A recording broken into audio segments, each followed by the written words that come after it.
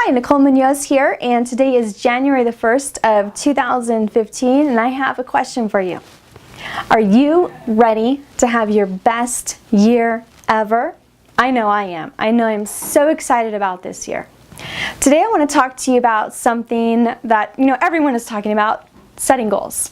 But specifically I want to talk about how to set goals for your online business.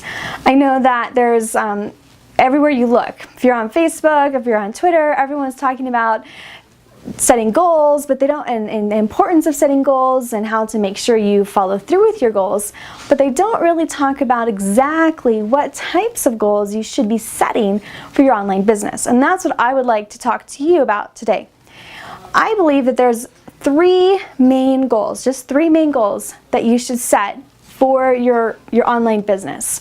And we're going to go into those three goals just a little bit. So the first goal that we need to look at is your revenue goal.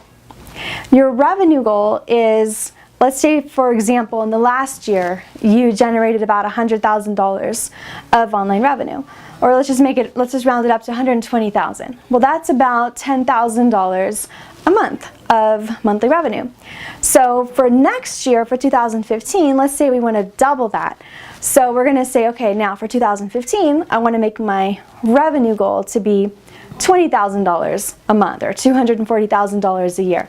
So goal number one that you need to set for your online business should be related to revenue. And this should be not related to, I know a lot of you, if you're like most serial entrepreneurs, you might have 3 or 4 businesses, or you might have 5 different products and different programs. But what I want to talk about is we need to set just one main goal, overall, one revenue goal for your business.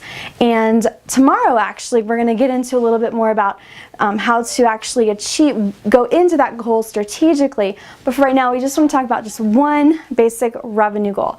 And so right now, think about how much revenue did you make last year? How much revenue would you like to make this next year? And then map that out into a monthly basis. So if you did 120,000, you want to do 240,000, back into that. So it's going to be about $20,000 a month. So your first goal is going to be related to revenue. All right, so now that we have our first goal, and your goal, you should write it down something like generate $20,000 a month of revenue over the next 12 months. So that would be goal number one. Goal number two is going to back into our revenue goal. So our goal number two is going to be related to leads. So now thinking about that, now that we've established what our revenue goal is, we need to think about, okay, well, how many qualified leads do I need to acquire to achieve my revenue goal? So for example, if I know that I have, let's take for example you have a $2,000 product, and your monthly goal, we just established, is $20,000 a month. So how many clients do we need? 10, right? Because 10 times 2 is 20 if you have your product is $2,000 a month. So you need 10 clients per month to achieve your monthly revenue goal. So if we know we need to have 10 clients, the next question you need to ask yourself is, okay, how many sales conversations do I need to have with prospective leads to actually get one client? So if you know that, if you're really, really good at sales, maybe you could say, well, if I talk to 10 people, 8 people sign up.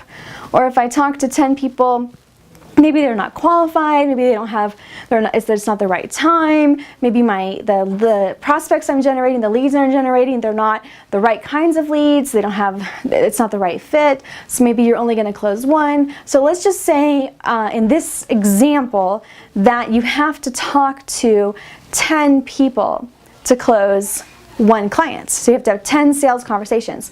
So we would call those to be leads. And these would be 10 qualified leads, not just 10 random people out there, but you need to have 10 sales conversations with 10 qualified leads to convert into one client. So if we know that we're trying to get 10 clients, then over the year, because our goal is this is for like a monthly recurring revenue product, so over the year we need to have a total of 10 clients paying $2,000 a month. In this scenario, no, your scenario is going to be different. So I need to have at least 100 different sales conversations to generate those 10 clients.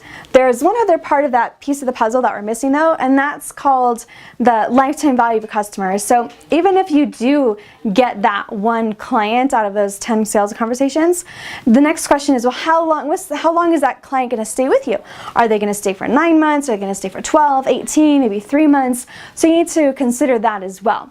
So let's say that you don't actually need only 10 clients over the whole 12-month period, because of those 10 clients, you might have a couple that are going to drop off, and you might need to actually have some more people in the pipeline for when those projects get finished. So let's say you need to let's just round it up to say we need to have 120 different conversations to have to meet our goals for the year. So how many, so that's, just to make it even, so that's about 100, you need to have 10 different sales conversations per month, which is a total of 120 over the year to get our 10 clients. So that would be our leads. So we've got revenue, which is the $20,000 a month, and now we've backed into the revenue goal saying, okay, well, to achieve this revenue goal, I need to have this many clients, and to get this many clients, I need to have this many sales conversations, so I need to have this many qualified leads to be able to achieve this goal.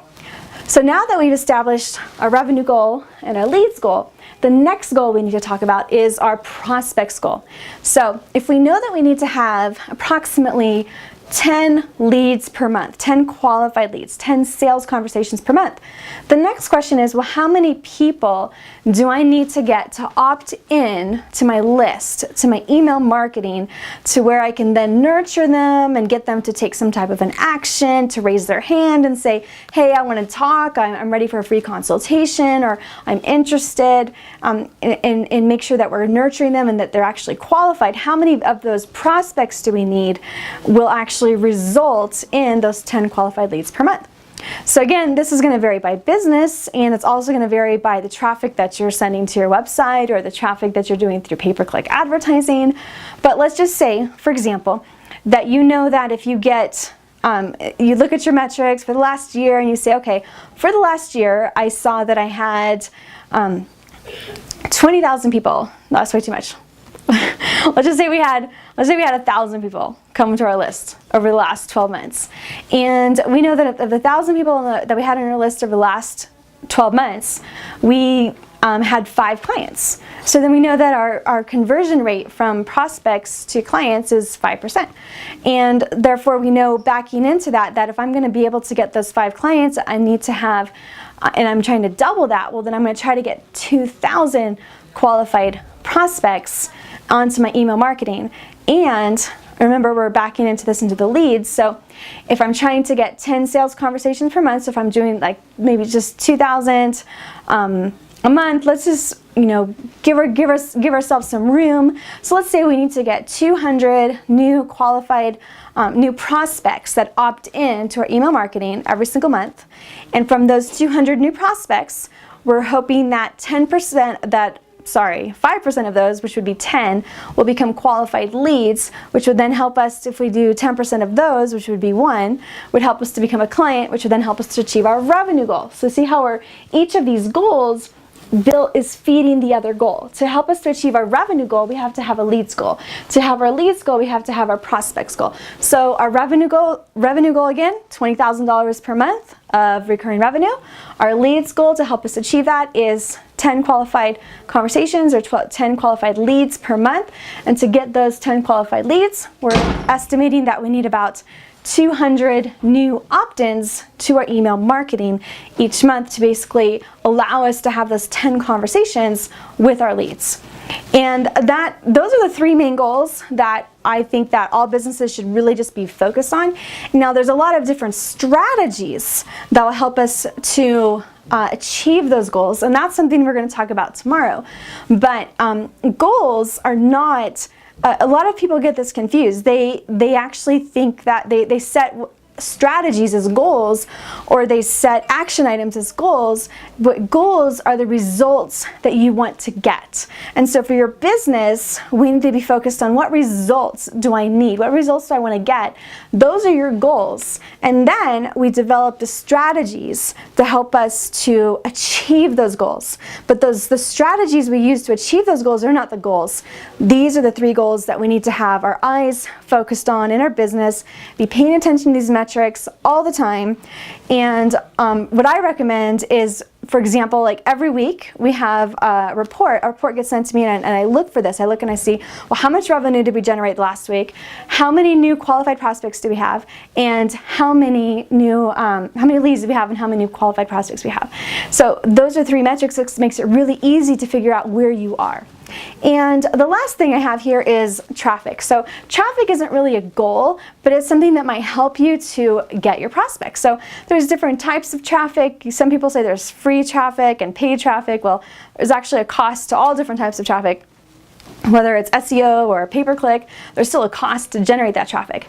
But the next goal that you have to figure out is, okay, well, how much traffic do I need to generate to my landing pages or to my website to be able to get those prospects? And that's something that we're going to talk about a little bit more again in our next calls tomorrow. So right now, I encourage you to take a few minutes, look at your metrics for the last 12 months, and establish your 3 goals, which are your revenue goals, your leads goals, and your prospect goals for 2015. And if you would like, leave me a comment here in the comments box down below and let me know what your goals are. I'd love to know what they are, and I'd love to see how I can help support you with those goals in the next 12 months.